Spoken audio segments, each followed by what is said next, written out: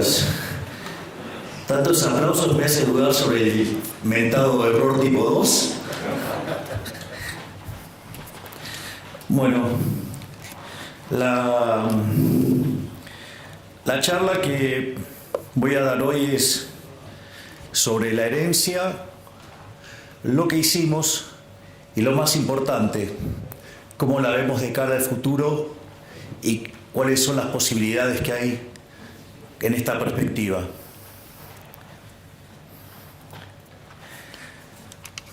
Lo primero que hay que entender es el desastre que recibimos. O sea, más o menos para que tengan una idea. Cuando una economía tiene déficit gemelos por 4 puntos del PBI, eso es una alerta amarilla. 8 es alerta roja y se van a dar una piña de lo lindo. Bueno, nosotros recibimos de herencia 17 puntos del PBI de déficit gemelos. Así es que se darán una idea del tamaño de desafío que teníamos.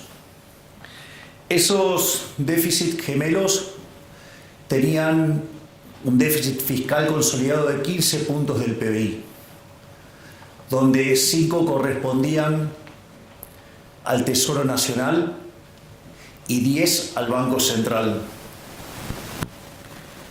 donde, como si eso fuera poco, la posición de las LELIQs, que podían ser en 30, 60, 90, 120, 180, 150 y 180 días, la habían pasado todas a pases a un día.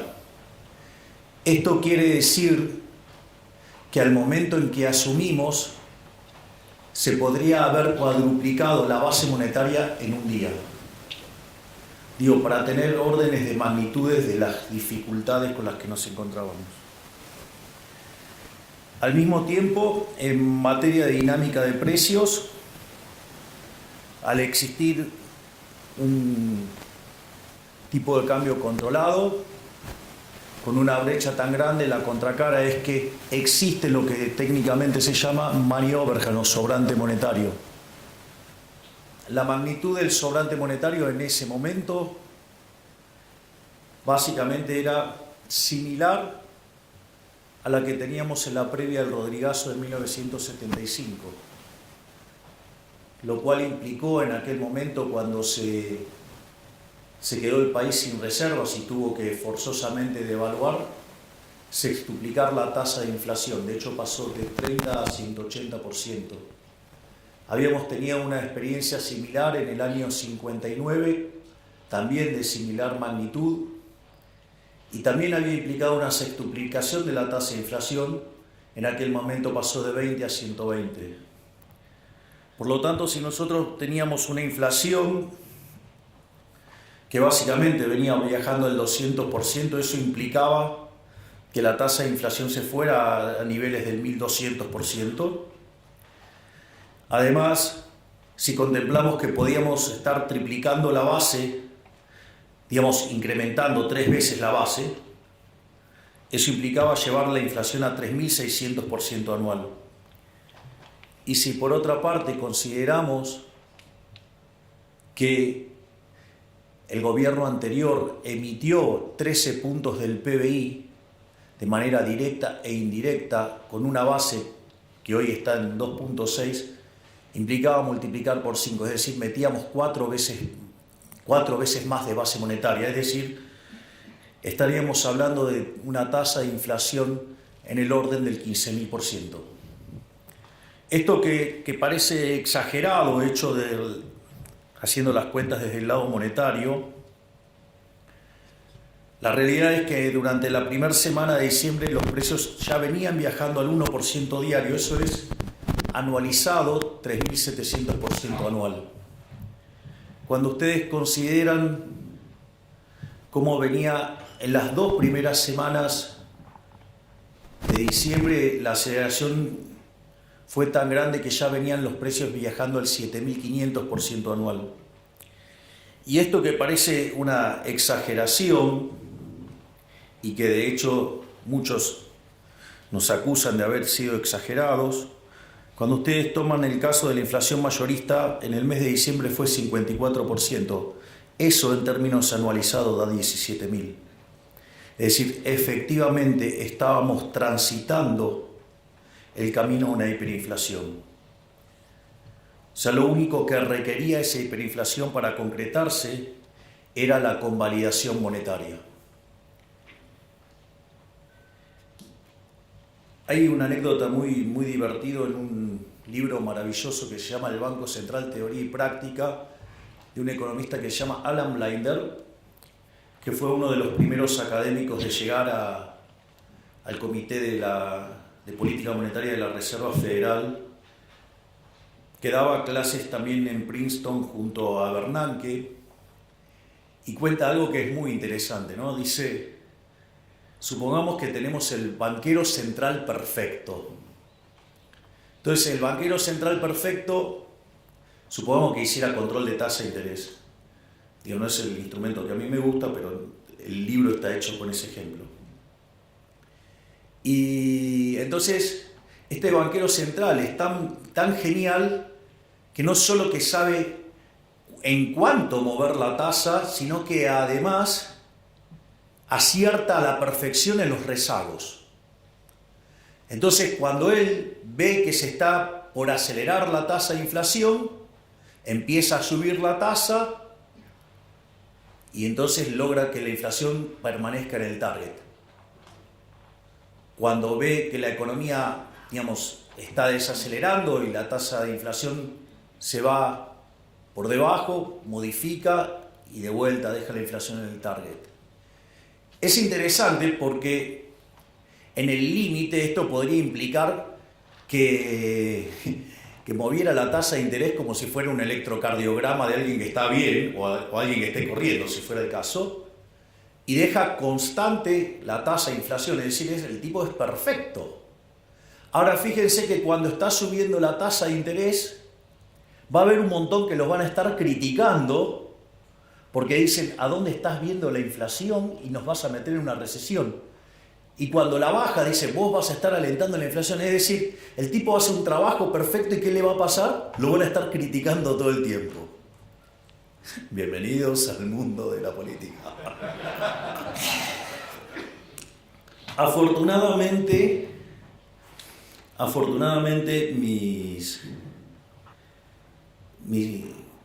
mi trabajo estudiando la Torá junto a mi queridísimo rabino Axel Banish, que ahora tenemos la fortuna de tenerlo como embajador en Israel, una de las cosas que me contaba era que ya, digamos, habiendo salido de Egipto, cada vez que Moisés se levantaba tarde, lo criticaban que estaba haraganeando.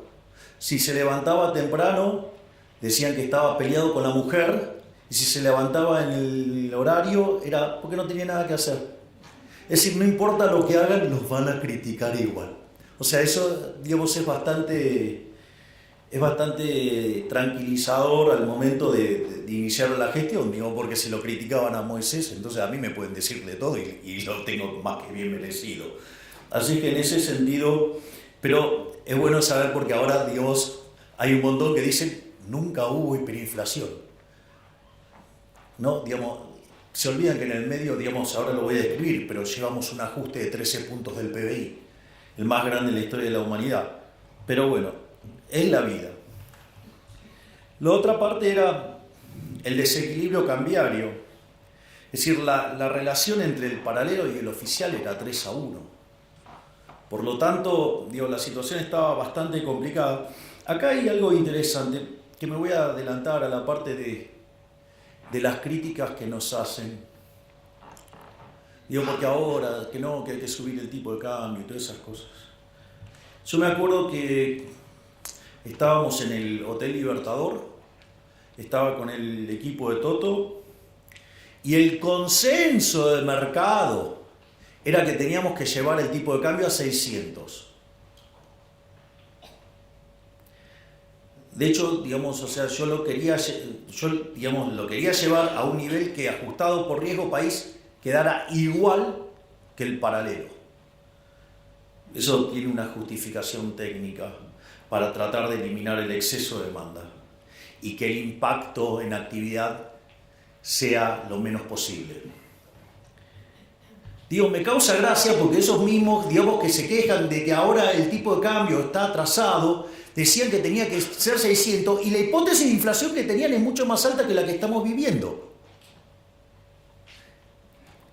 Digo, no les cierra el modelo, muchachos. Es decir, lo que digo es, ojo con esos economistas porque no les cierra el modelo.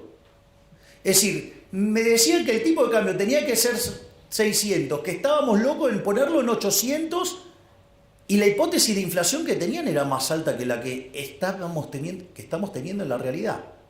Digo, no les cierra el modelo, yo solamente lo menciono. Después teníamos un problemita menor que se llamaba reservas internacionales netas. Estábamos 11.500 millones de dólares abajo. Teníamos otro problemita también, no blanqueado, que todos sabíamos que existía, que se llamaba el CIRA, que en realidad eran 60.000 millones de dólares, pero que cuando pedimos que se blanqueara y que se acercaran, evidentemente había una parte que sabía que estaba haciendo cosas no lícitas y se blanquearon 45.000 millones. Otro problema más que teníamos es que teníamos vencimientos en moneda extranjera por 25.000 millones de dólares, concentrados principalmente en multilaterales, y teníamos el acuerdo con el Fondo Monetario caído. Por lo tanto, teníamos un problema enorme, con esos 25.000 millones de dólares. Y la verdad que como si todo esto fuera poco, teníamos vencimientos en pesos por el equivalente de 90.000 millones de dólares. Entonces, si ustedes contemplan el desequilibrio que teníamos en el plano monetario, que era peor que el de la previa del Rodrigazo, una situación patrimonial del Banco Central muchísimo peor que la que teníamos en la previa de la hiperinflación del 89, y que además teníamos indicadores sociales peores que los que teníamos en el 2001, verdaderamente estábamos frente a la madre de todos los males, porque teníamos todas las peores crisis, las teníamos todas juntas. Ahora, esto es para llorar. Miren, la verdad no. Porque la única forma en que podría llegar a haber un gobierno liberal libertario en un país que arrastra 100 años de socialismo era en el medio de un desastre. La única forma que esto podía ocurrir era esto. Era una carambola a 3 bandas. Y la fuerza del cielo lo permitieron. Y como si todo esto fuera poco, en realidad la actividad económica venía cayendo y tuvo un repunte, Bien, Cristiano, esa es la gorra. Es más, tengo versión hasta en hebreo de la misma.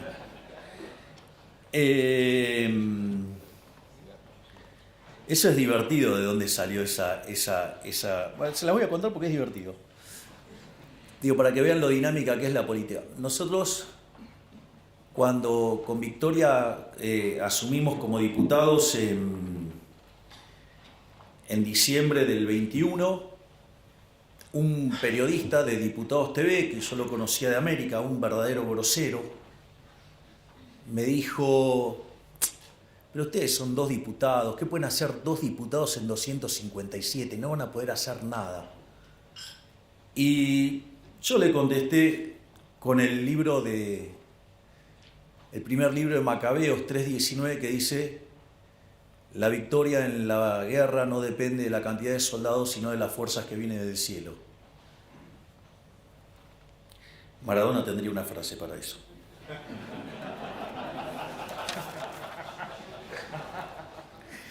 Bien. Naturalmente, frente a este desastre que enfrentábamos, había que tener sin duda un programa de estabilización bien duro y concreto. Esto es divertido porque se la pasaron durante la campaña diciendo que nosotros no teníamos ningún plan, que no teníamos programa económico, que no teníamos nada. Se nos dijeron un montón de cosas. Pero en realidad los únicos que decíamos que era lo que había que hacer éramos nosotros. De hecho, yo hasta había publicado un libro que se llamaba El fin de la inflación, donde si lo leen, digo, van a encontrar que está todo contado ahí. Digo, y no dije que lo iba a hacer, además lo estoy haciendo. Eso es más divertido todavía. Entonces, la primera pregunta era, ¿shock o gradualismo? La verdad es que cuando ustedes repasan la historia argentina, todos los programas de shock, salvo el del 59, no solo lograron bajar la inflación, sino que además fueron expansivos. Y además todos los programas gradualistas terminaron mal. Lo otro era, para hacer gradualismo hay que tener tiempo. ¿Ustedes creen que yo tenía tiempo si tenía la posibilidad de triplicar la base monetaria en un día? Cuadruplicar la base monetaria en un día. No, no había tiempo. Pero como si todo esto fuera poco, si ustedes quieren hacer gradualismo, además requiere eso de que ustedes tengan financiamiento. Y Argentina no tenía financiamiento, si tenía caído el acuerdo con el Fondo Monetario Internacional. En ese sentido, digamos, la verdad que no había otra alternativa que el shock. Además, yo considero que la única salida es el shock. Eso, digamos, también tiene una explicación. Entonces, en función de esto, nosotros implementamos un programa de estabilización hiperortodoxo bien duro. Digo, al margen de la cantidad de cosas que digan, digamos, muchos economistas, ¿no? Que esto es una transición, que después falta el programa. Miren, si la inflación de diciembre mayorista fue 54%, viene bajando todos los meses, el mes anterior fue 10 y el último fue 5. Si la inflación mayorista, que venía a niveles del 45, la pudimos clavar en 25 y después fue 20, 13, 10 y ahora vamos camino a un dígito.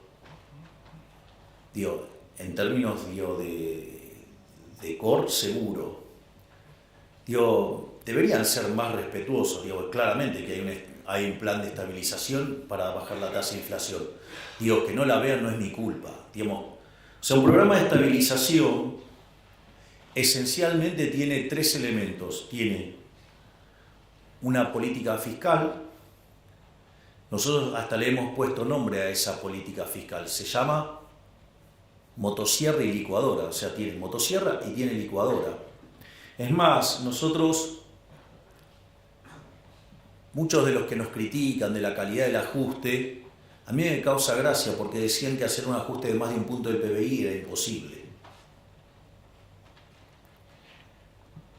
Y nosotros apuntábamos a que en el año 2024 tengamos déficit cero. Y lo hicimos con tanta convicción que obviamente que tenía licuadora y que tenía motosierra. Y después creíamos que lo íbamos a poder lograr en el primer trimestre.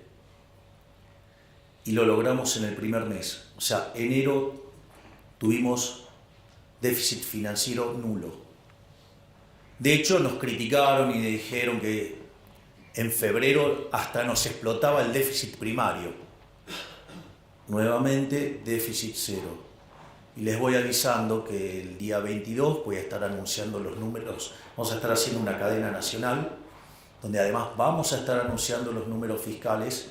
Y les aviso que el primer trimestre del año terminó con resultado financiero positivo. Es decir, con lo cual, digamos, a todos esos analistas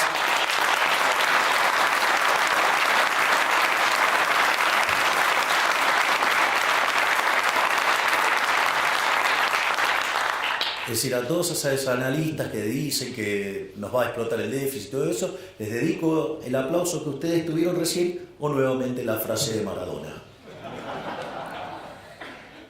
El otro elemento es el tema de la política monetaria. El tema de la política monetaria, Básicamente, el Banco Central está quebrado.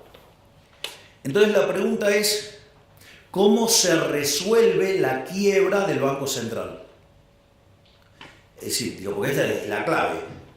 La quiebra de un banco central se resuelve licuando sus pasivos. O sea, con el tamaño del problema argentino implicaba un nivel de precios estratosférico hasta que licuaran tanto los pasivos que el patrimonio neto por lo menos quedara nulo. ¿Hasta ahí vamos?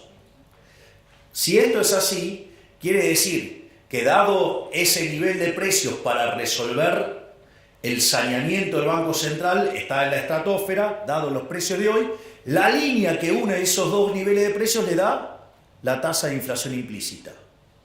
Por lo tanto, era fundamental sanear el Banco Central ¿para qué? Para que ese nivel de precios estratosférico que dejaba nulo el patrimonio del Banco Central fuera bajando. Y en la medida que ese nivel de precio bajara, por lo tanto, la tasa de inflación esperada tiene que bajar. Naturalmente, digamos, ahí también arrancamos con un proceso de saneamiento del Banco Central. Ahí también nos encontramos con algunas críticas. Hasta tengo los WhatsApp y tengo los informes de las consultoras hablando que había que llevar la tasa de interés real a terreno positivo.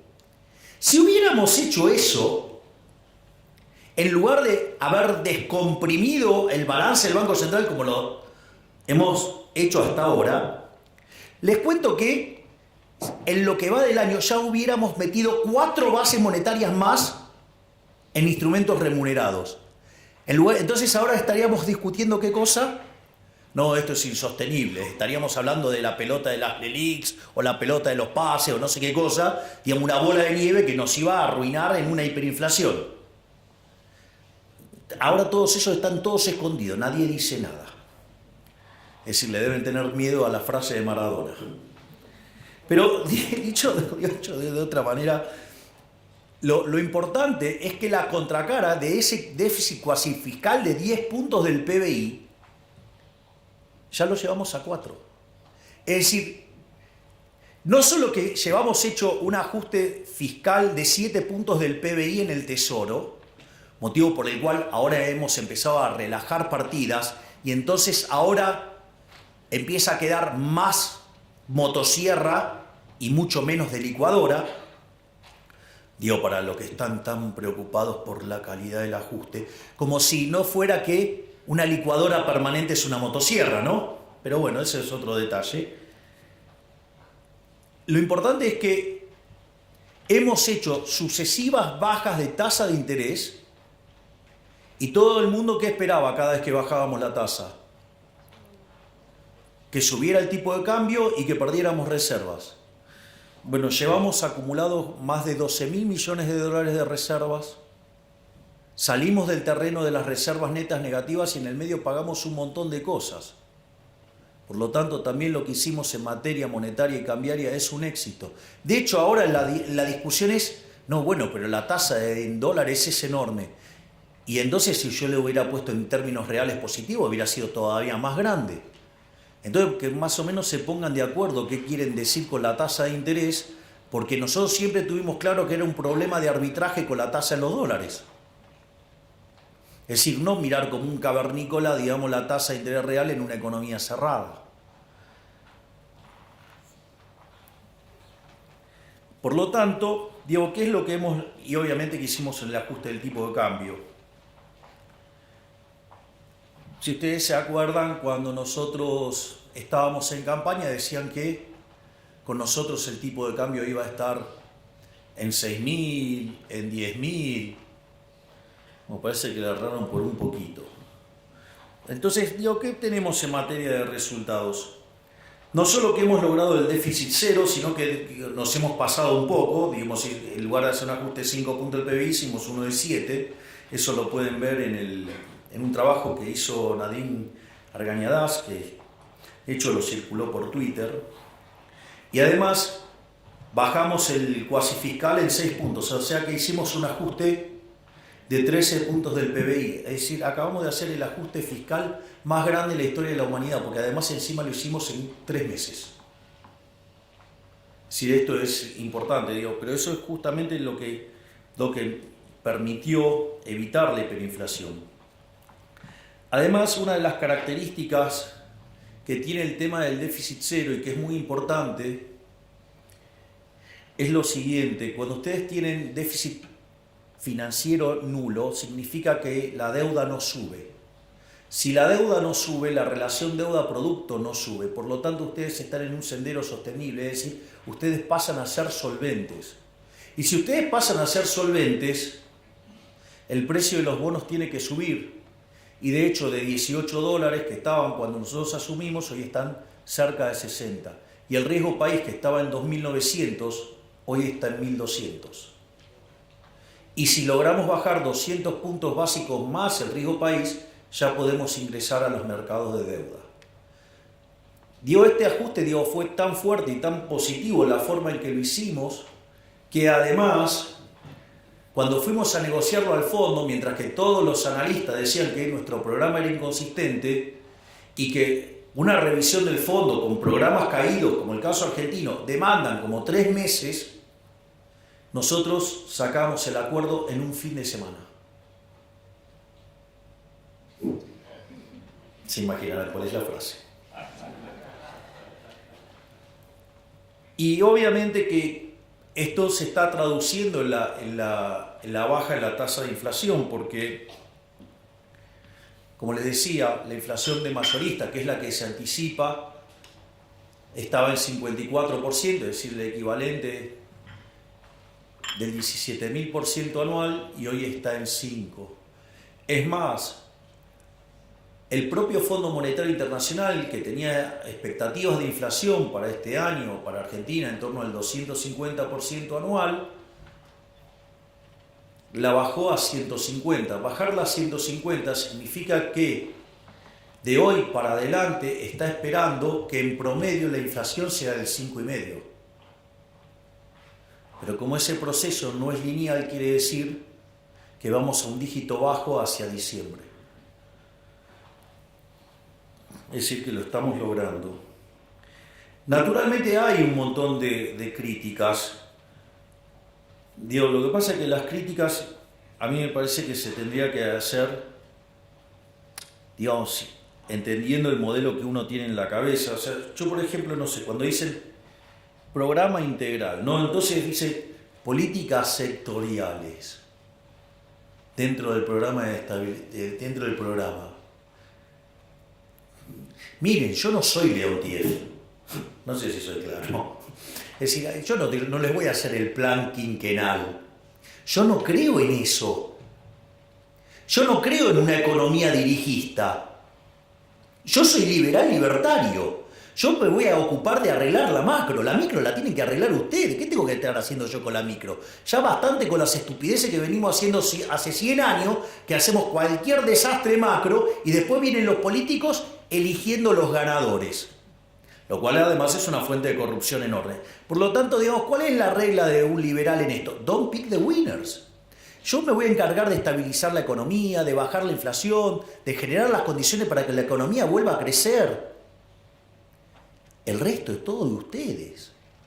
Es decir, el que mejor esto lo explica es Claudio Suchovicki. Tiene un ejemplo fabuloso. ¿Milei se va a ocupar de la inflación? Sí. ¿Se va a ocupar de déficit fiscal? Sí. ¿Se va a ocupar de la cuestión cambiaria? Sí. ¿Se va a ocupar de limpiar el balance del Banco Central? Sí. ¿Se va a encargar de su negocio de pizzería? No. Usted tiene 2 pizzerías, una le va bien, otra le va mal. Tiene el mismo contexto internacional, tiene la misma macro. Yo no me voy a ocupar de la pizzería, eso es un problema micro, eso lo tienen que resolver ustedes. ¿Qué tengo que estar haciendo yo metiéndome en el negocio de cada uno de ustedes? No se puede ser tan fatalmente arrogante.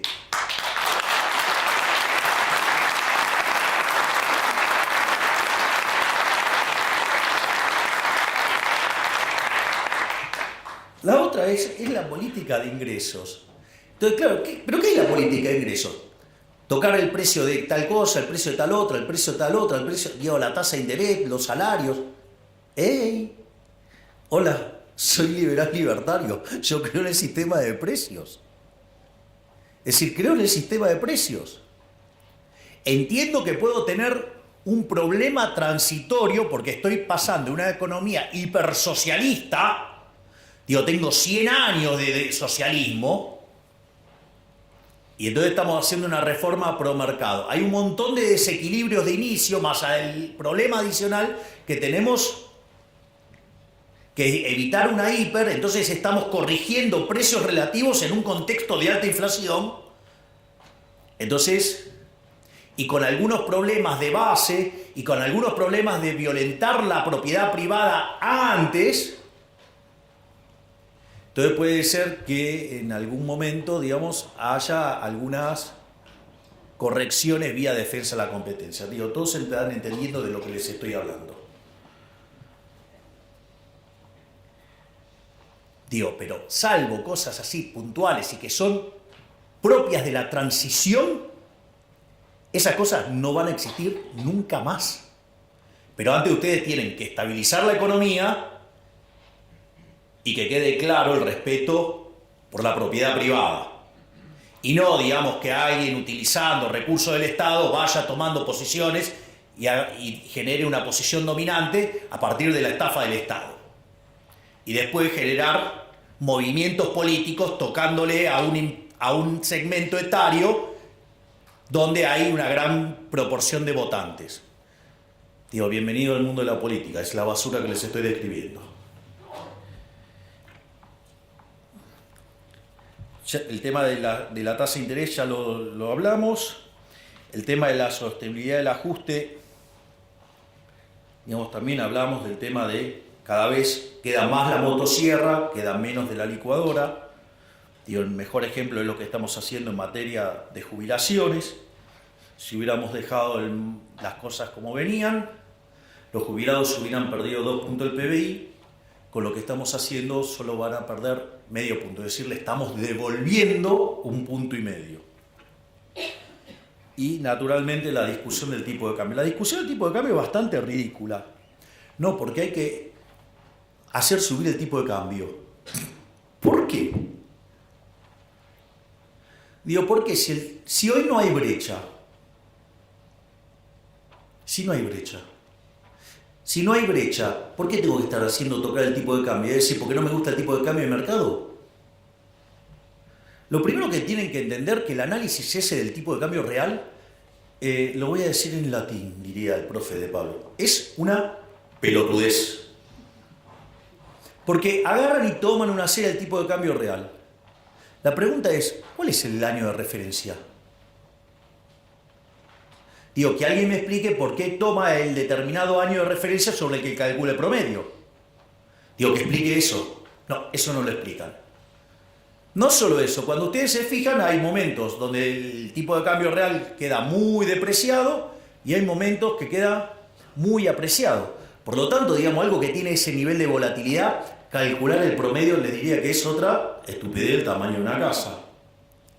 Pero como si todo eso fuera poco, en el momento que ustedes, no sé, calculen un promedio y en algún momento, digamos, el tipo de cambio va a pasar por ahí, tomen ese año.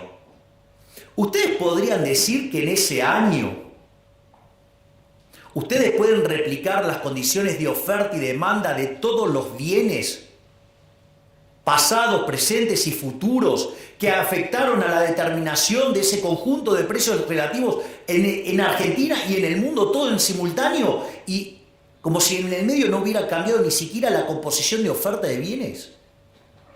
¿Y ustedes se dan cuenta del disparate que es hacer eso? Como dice el profe de Pablo, eso es hacer aritmética, eso no es economía.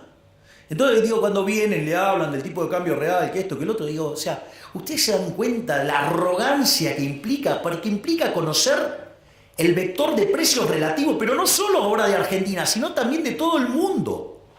Y entonces ustedes deberían conocer las preferencias, la tecnología y las dotaciones, no solo, digo, presentes, sino futuras, y no solo de Argentina, sino también de todo el mundo. Ustedes se dan cuenta. O sea, y ustedes para tomar una acción de política y para que eso funcionara, ustedes deberían ser omniscientes, omnipresentes y omnipotentes. O sea, deberían ser Dios. Digo, ¿por qué carajo creen que Hayek le puso La fatal arrogancia a ese libro? Porque es un poquito, digamos, pretencioso, ¿no? Es decir, bueno, el que levanta la manito así, digamos, se cree que está en esa condición. Digo, un día de esto le voy a decir, tráeme un café, digo, porque digo, o sea, pero bueno, nada, ya saben de quién estoy hablando. Bueno, son cosas que pasan. Entonces, esto es todo lo que tiene que ver con la parte de estabilización. Ahora, obviamente, digo, no es todo estabilización, ¿no? O sea, en algún momento tenemos que empezar a crecer. Entonces, digo, para empezar a crecer ahí entra a jugar un rol importante las reformas estructurales. Entonces, pero hay una cosa muy importante que es entender la naturaleza de las reformas estructurales. Esto lo explicó Toto de una manera magistral cuando hizo el primer discurso sobre las características del programa. En ese discurso, digo, él lo explicó a la perfección y es, si ustedes se fijan, todo el entramado regulatorio y de restricciones y todas las porquerías que tenemos y el entramado legal son consecuencias de ir sobre los efectos y no sobre las causas. Es decir, la causa del problema es siempre la misma. Ustedes toman los últimos 123 años de historia argentina, Argentina tuvo déficit fiscal durante 113. Ustedes, Argentina, desde el año 1901 hasta hoy tuvo 22 crisis. 20 tienen origen fiscal, que tienen o déficit fiscal alto o extravagantemente alto. Por lo tanto, digo, el problema central es el déficit fiscal. Entonces, por ejemplo, no sé, ustedes tienen déficit fiscal, lo financian con emisión monetaria. Entonces, ¿qué es lo que pasa? En algún momento se le deteriora, o sea, entonces sostienen el tipo de cambio, ¿no? Entonces tratan de anclar con el tipo de cambio. Cuando ustedes hacen eso, ¿qué les pasa? Pierden reservas. Entonces aparece la ley penal cambiaria, ¿para qué? Para que ustedes no puedan comprar dólares. Digo, en lugar de arreglar la causa, que es el déficit fiscal, como los políticos no quieren tocar la de ellos, ayer quedó bien claro eso, que la de ellos no se toca, Macri diría, la mía está. Ayer fue un claro ejemplo, la mía está. Por suerte los argentinos están reaccionando. Entonces, en ese contexto, ustedes se encuentran con esa situación. O, por ejemplo, financian el déficit con la emisión monetaria, generan deuda. Emisión monetaria, generan inflación. Entonces empieza a haber inflación. ¿Qué hacen? Controles de precios. Ejemplo, la ley de góndolas. ¿Sí? Ahora, ¿qué pasa cuando ustedes controlan precios? Aparece el desabastecimiento. Entonces, ¿cómo contesta la política? Con la ley de desabastecimiento. Es decir, se le van los dólares, entonces ponen controles de capitales. Y entonces el que fuga, digamos, ya es un delincuente. Es un héroe. El que fuga es un héroe. Digo, logró escaparse de la garra del Estado. No, ustedes se ríen, pero digo, yo lo veo así. Digamos, o sea, digo, ¿qué le recomendarías a tu cliente? Digo, yo ahora me pongo el traje de economista. Digo, compra dólares. ¿No? Digo, bueno, digo, eso después se figura como fuga.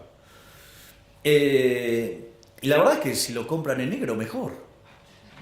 Porque así no tienen que pagar un montón de impuestos estúpidos que hay. Digo, ¿todo para qué? Para financiar a los que se levantan la manito y al que le hace de querusa, digamos, para financiar a esos inútiles.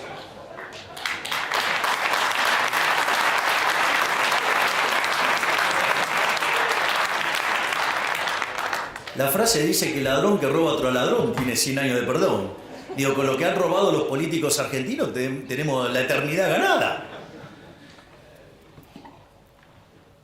Entonces, la realidad es que cuando ustedes se fijan, nuestro programa económico que tiene, digamos, la pata fiscal, la pata monetaria y la pata cambiaria, donde hay un ancla nominal, no es que no hay ancla nominal. Esa es otra estupidez que decían. No, acá no hay ancla nominal. Miren, desde que nosotros llegamos, la base monetaria prácticamente no ha cambiado. y emitimos un montón para comprar los 12.000 millones de dólares. Nos habían dejado un regalito que se llamaban unos puts en el Banco Central que nos dispara emisión endógena. Estaban los pasivos remunerados. ¿Y con qué compensamos? Compensamos con BOPREAL y compensamos con resultado fiscal. Y eso hace que la base monetaria no cambie. Hoy tenemos reservas internacionales netas nulas y tenemos la misma base monetaria. Ese es el ancla. El ancla es la cantidad de dinero. Es más, si ustedes se fijan que siempre se los queja se los tacha de muy agresivos al fondo con el tema a la velocidad que puede bajar la inflación, reconocieron que la estamos bajando más rápido. Es más, algunas críticas me resultan bastante graciosas entre el tipo de cambio y la inflación, porque durante la convertibilidad, que tardó 20 meses en estabilizarse la tasa de inflación hasta ser un país serio en términos de inflación con el tipo de cambio fijo, hoy la tasa de inflación baja mucho más rápido que durante la convertibilidad. Y eso tiene una explicación. Porque ustedes durante la convertibilidad tenían dinero endógeno. El dinero endógeno asociado al aumento de la demanda de dinero. Cuando ustedes querían demandar pesos, ¿qué hacían? Entregaban dólares y el Banco Central les daba pesos, ¿sí? Entonces el aumento de la demanda de dinero tenía como contrapartida, ¿qué cosa? Un aumento de la oferta de dinero. Y eso hace que entonces ustedes dejaban el mercado de dinero todo el tiempo en equilibrio y lo único que restaba era ¿qué? La readecuación de los precios relativos por los dos quilombos hiperinflacionarios anteriores, ¿no? Digamos, la hiper de Alfonsín y la hiper de Menem. Entonces, cuando se terminaron de corregir todos esos problemas de precios relativos, la inflación desapareció. Porque ustedes mantenían en equilibrio el mercado monetario. Nosotros también mantenemos el equilibrio del mercado monetario, pero sin emitir. Con lo cual, todos los aumentos de demanda de pesos van contra ¿qué? Contra caída en el mercado de bienes. Por lo tanto, el nivel al cual la tasa de inflación baja es muchísimo más rápido. Ahí está la explicación. No era tan difícil. Solo lo único que es poner un poquito de cabeza. Entonces, para enfrentar esto, nosotros enviamos el programa de reformas más ambicioso de la historia argentina. Mandamos 1000 reformas en 2 instrumentos. 1/3 en el DNU, 2/3 en la ley bases. El DNU todavía sigue en pie, pero ¿cuál es la característica de estos instrumentos? Tiene 3 elementos. El primero, que a diferencia de todos los DNU que hubo en Argentina, donde todos avanzaron sobre las libertades individuales, sobre la propiedad privada, esta es la primera vez que devuelve libertades, o sea, le devuelve libertad a los ciudadanos. Hace un respeto furioso de la propiedad privada, promueve estructuras de mercado más competitivas. Eso sí, tiene un defecto enorme, tanto el DNU como la ley bases. Un defecto tremendo. Va contra el curro de los políticos. Eso se vio con claridad lo que hicieron, cuando lo voltearon en la Cámara de Senadores. Obviamente, que los mayores abanderados de los curros que van a decir, no, el decreto sí es constitucional. Afortunadamente, la Corte, después de algunas cosas, ahora parece que como que se encaminó, se reorientó y ahora, falló en 2 casos a favor del DNU. No es suficiente todavía, pero es un buen inicio. En cuanto a la ley base también tiene los mismos conceptos, pero eran cosas que no podían salir por decreto, sino que tenían que pasar por el Congreso por el tipo de cosas que implicaba. Entonces, cuando nosotros nos sentamos con los gobernadores en Casa Rosada, una de las cosas que yo le propuse a los gobernadores era arreglarles el problema fiscal que tenían. Y eso estaba en el capítulo 4 de la ley de bases. Ahora, ¿qué es lo que sucede? Los gobernadores, en lugar de entender eso como un acto de buena voluntad, lo entendieron como un signo de debilidad. Frente a ese caso, ¿qué empezaron a hacer? Empezaron a hacer un desastre en materia de fiscal. Entonces, ¿qué es lo que pasó? Nosotros sacamos el capítulo 4 de la ley de bases. ¿Cómo lo leyó el círculo rojo, que cada día está más analógico? Esta es una derrota de Milei. Salió Toto y explicó, bueno, si ustedes no quieren dejar el capítulo 4 como estaba y hacen un desastre fiscal como el que están haciendo para que nos peguemos la piña de acá a 6 meses, nosotros levantamos el capítulo 4.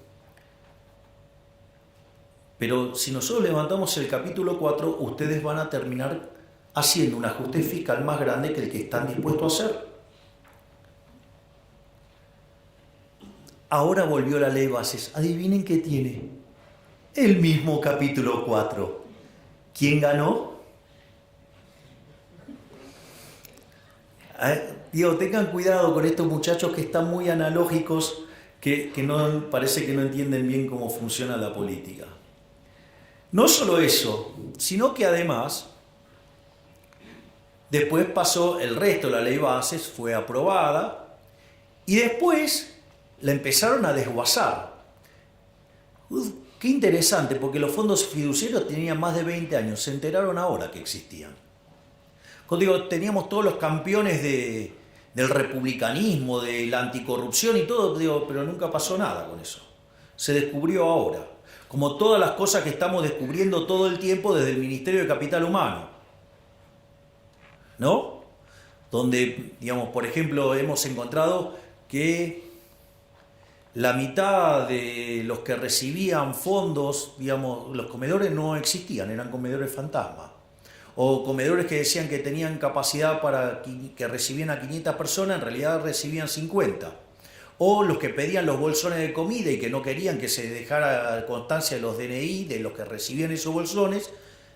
O no solo eso, sino que además cuando recibían los bolsones cotizaban una calidad extra premium y cuando, no sé, ustedes ponían los fideos se deshacían al momento de tirarlo al agua. Miren todas las cosas que hemos encontrado. O el pochoclero que me llamaba Semana Santa, se cae entre marzo y abril. Claro, porque estaba esperando que entre marzo y abril le pudiera llegar a entrar la causa de los guardapolvos a la mujer. Interesante todo lo que estamos encontrando. Y cómo, digamos, se abusan, digamos, de los más vulnerables para esto. Es más, fíjense, uno de los grandes triunfos que nosotros tuvimos, lo primero que recibimos fue una crítica. Digo, yo recuerdo que todo el mundo se ha pasado pataleando contra el tema de los gerentes de la pobreza. Una de las cosas maravillosas que hizo la ministra Petovelo, nosotros teniendo conciencia de que la parte más complicada iba a ser entre la primera parte del año, cuando estuviera operando a full el ajuste fiscal, porque íbamos a estar generando ahorro sin contrapartida de inversión y eso iba a hacer caer la actividad económica, el empleo, los salarios reales, iba a haber más pobres y más indigentes, porque sincerar la economía no es gratis. Es decir, 20 años de populismo no es gratis. O sea, sobre el final del gobierno de Menem, digamos, el salario promedio era de $1.800. Ustedes lo ajustan a hoy, son $3.000. Cuando nosotros asumimos estaba en 300. Es decir, digamos, se había perdido 90% de los ingresos en dólares. No es que las tarifas son caras y todas esas cosas. El problema es que somos tan miserables, tan pobres, que no podemos pagar ni siquiera las subsidiadas. Es decir, el problema no es un problema de cuánto está la tarifa, el problema es de cómo nos destruyeron los ingresos los populistas. Pero, digamos, se la pasaban haciendo gala de keynesianismo. No, hay que consumir.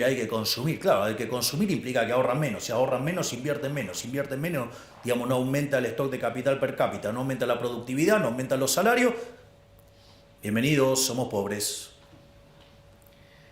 Entonces, Digo, no es gratis, no es gratis, o sea, no es gratis. O sea, 20 y pico de años de populismo no es gratis. Pero, siguiendo con el tema de... Y ahí empezaron a destrozar la ley bases y bueno, la bajamos. ¿Cómo lo entendió los analógicos del Círculo Rojo? Otra derrota de Milei. Y siguen sin entender el principio de revelación, quedaron todos expuestos. Es decir, si yo soy un abanderado de que no se toque, por ejemplo, las remuneraciones. Nosotros tenemos congeladas las remuneraciones desde enero, por orden mía. Lo que pasó ayer, ¿es una derrota de Milei? Es un triunfo bárbaro, digo, los vamos a arrasar en el 2025. Digo, la gente le está sacando la careta a estos delincuentes que lo único que les importa es estar en política para afanar. Es buenísimo. Es decir, es un momento de revelación maravilloso lo que estamos viviendo. Están saliendo todos los pufos a la luz, está saliendo toda la porquería de la política a la luz. Es decir, los estamos dejando en evidencias a todo. En el 2025 los vamos a aplastar directamente. Y ahí, digamos, ya dentro en la última parte de lo que va a ser esta presentación, nosotros las reformas que planteamos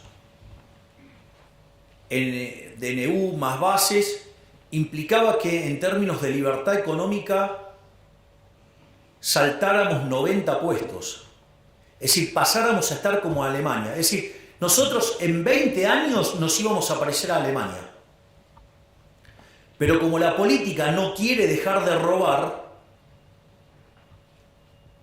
atenta contra el DNU, atenta contra la ley bases, le saca pedazos. ¿Para qué? Para que no toquen sus negocios.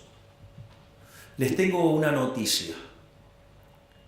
Las reformas que no podamos meter ahora, las vamos a meter a partir del 11 de diciembre del 2025. Y además de esas, tengo 3.000 más. No voy a hacer que Argentina se parezca a Alemania, porque Alemania tiene un PBI per cápita de $50.000. Yo no quiero ir por cosas chiquitas, yo me quiero parecer a Irlanda. Quiero ir por un PBI per cápita que es 50% más grande que el de Estados Unidos. Esa es la revolución que estamos proponiendo, una verdadera revolución de la libertad.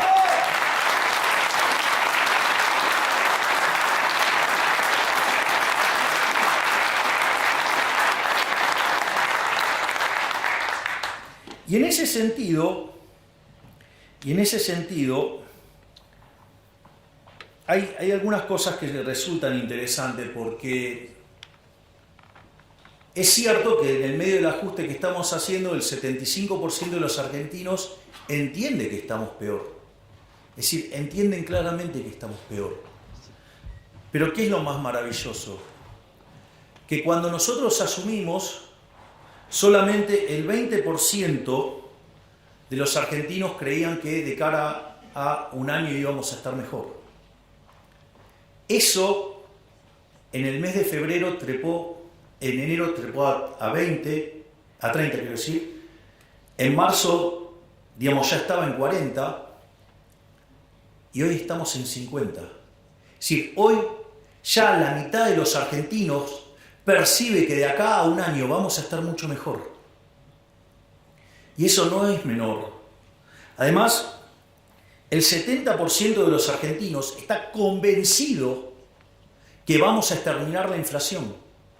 Es decir, nada más que hay 50 puntos que consideran que lo vamos a hacer en un año y 20 puntos, digamos, que consideran que lo vamos a hacer en 2. Es más, si hoy fuera el balotaje, pese que le pese a algunos, hoy lo ganaríamos por más diferencia. Lo ganaríamos 58 a 42, lo ganaríamos por 16. Pero no solo eso, porque cuando ustedes van a esa votación de los 58, lo que es más interesante, 48 puntos estarían en la primera vuelta.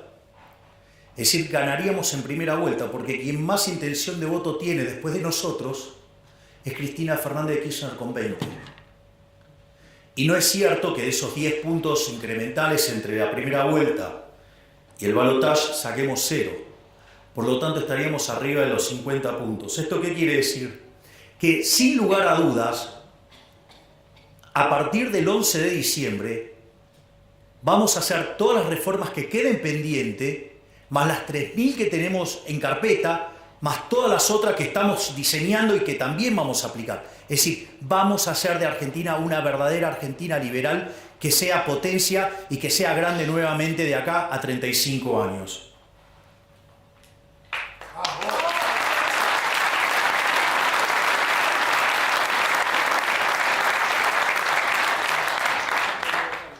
Y finalmente, digo, la pregunta es ¿cómo? ¿No? Porque digo, o sea, con solo, digo, parece casi fundamentalista, digamos, el tema de con que solo, digo, si yo le digo subimos en libertad económica va a ocurrir, o sea, digo, me pueden tener mucha estima, pero creerme tanto, digo, hasta sería peligroso, le diría. Entonces, el punto es cómo es todo el proceso. Miren, la primera parte es rebote. La primera parte es rebote. De hecho, fíjense que cada vez son más los analistas que están viendo una V corta.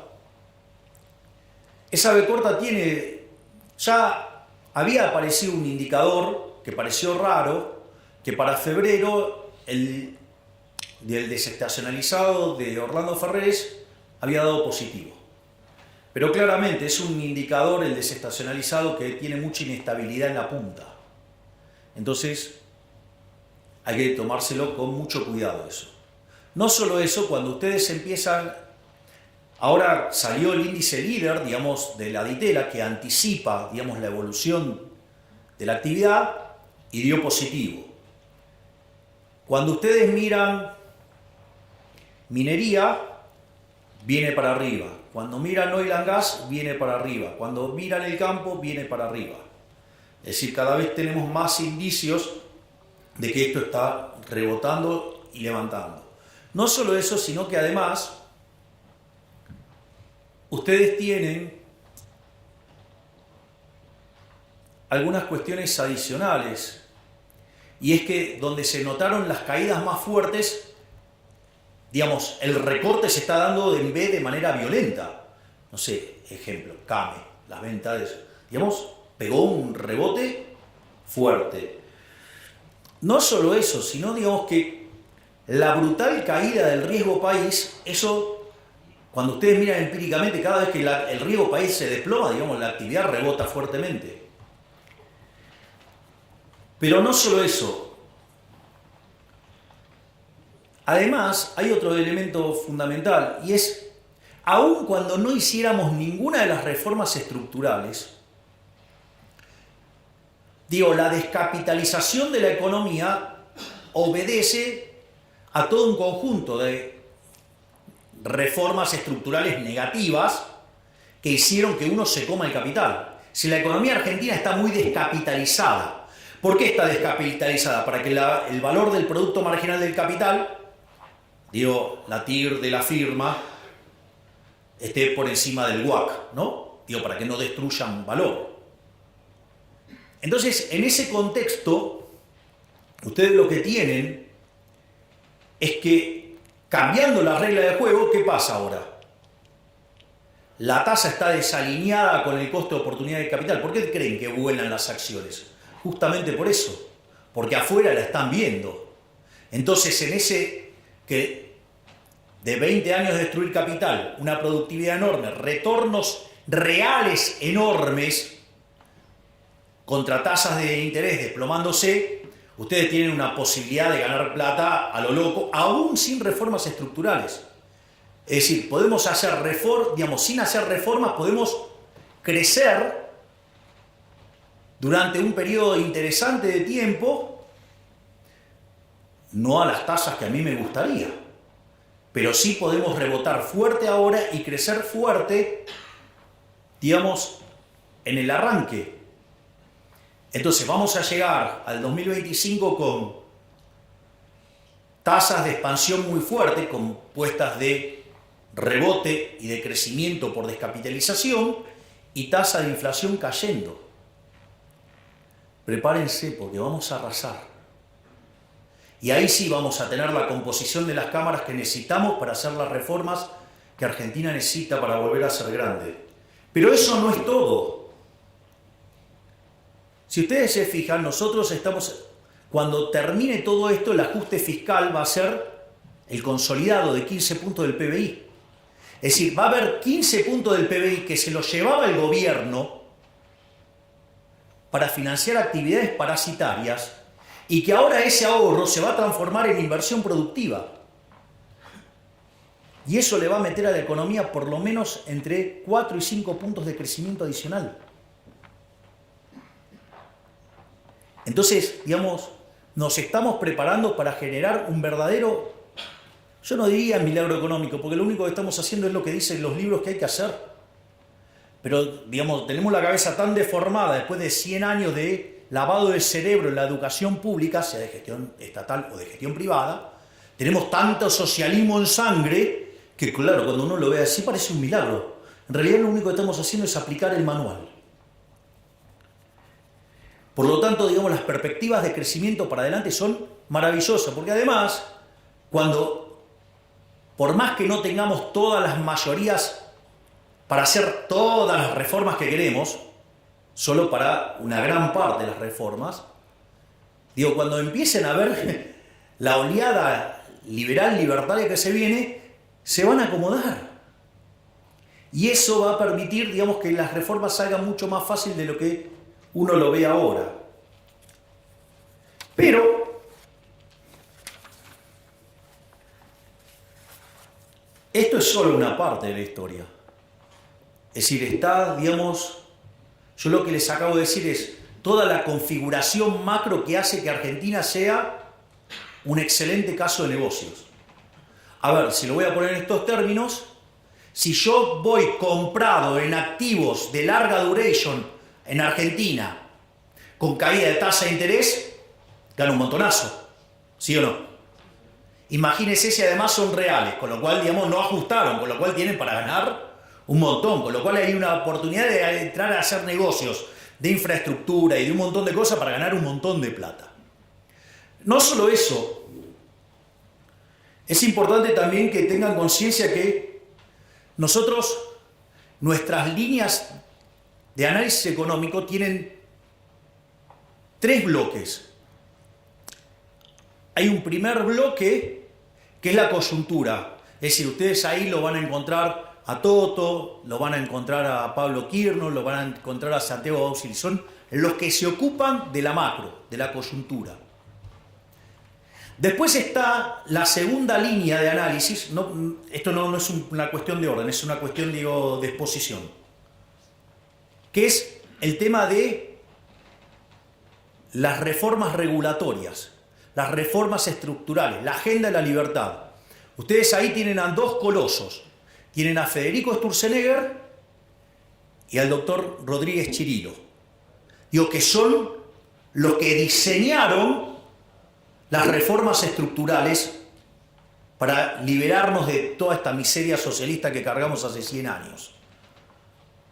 Y después está el tercer grupo, que tengo el privilegio de tenerlo acá, al queridísimo Demian Reidel, ¿sí? Que es el que se encarga, digamos, de pensar la economía del futuro.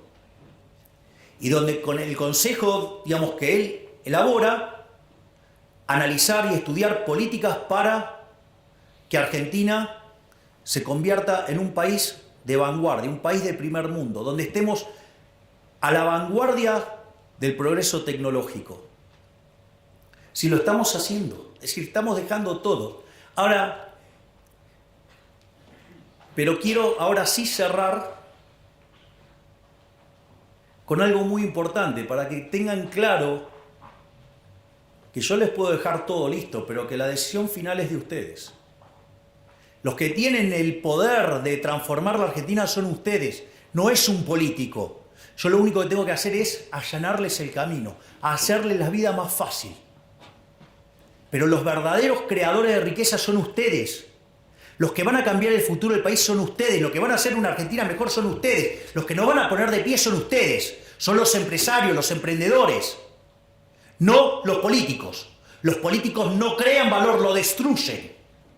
Y lo que yo estoy haciendo es devolverles la libertad. Se los dije en las elecciones. El resto de los políticos, ¿qué les pide? El voto para que les den el poder, para poder transformar su vida. Y yo les dije, yo les pido el voto para poderles devolverles la libertad a ustedes y que ustedes sean los verdaderos arquitectos de su futuro. Entonces ustedes se tienen que hacer cargo de ser los héroes de esta historia. Yo les voy a allanar el camino. En la medida que Argentina además empiece a crecer, yo les voy a poner un pie encima al gasto público, tal que lo licúe en términos de PBI y empezar a devolverle la plata de los impuestos. Es decir, de acá en el futuro también va a haber mucha baja de impuestos. Y va a generar además una retroalimentación virtuosa. Entonces se los voy a contar para que tengan idea de esto. Nosotros, digamos, hoy es un día muy especial. Digamos, hoy, un día como hoy, digamos, hoy es el cumpleaños del Rebe. Y además, estamos entrando en Pesaj. Digamos, donde se recuerda la salida de Egipto. Pero esto es muy interesante, porque después de las 10 plagas que caen sobre Egipto y todo lo que pasó, Moisés lleva al pueblo hasta el Mar Rojo y le piden que lo abra. Y digamos, Moisés golpea el báculo y le dice, abrilo. Y le dice que se manden. No. Dice, no, que lo abra y entramos. Y le decía, no.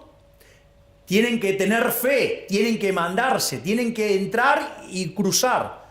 Y el agua no se abría. Y del otro lado estaban los egipcios, o sea, la esclavitud, que se los venían a llevar puestos. Y ahí, cuando Nachshon, el príncipe heredero, se lanza y cree y confía, se abren las aguas y ahí se da la liberación final. ¿Qué quiere decir eso? Muchachos, en algún momento van a tener que poner las pelotas, van a tener que invertir, se van a tener que jugar para que se abran las aguas y seamos libres. ¡Viva la libertad, carajo!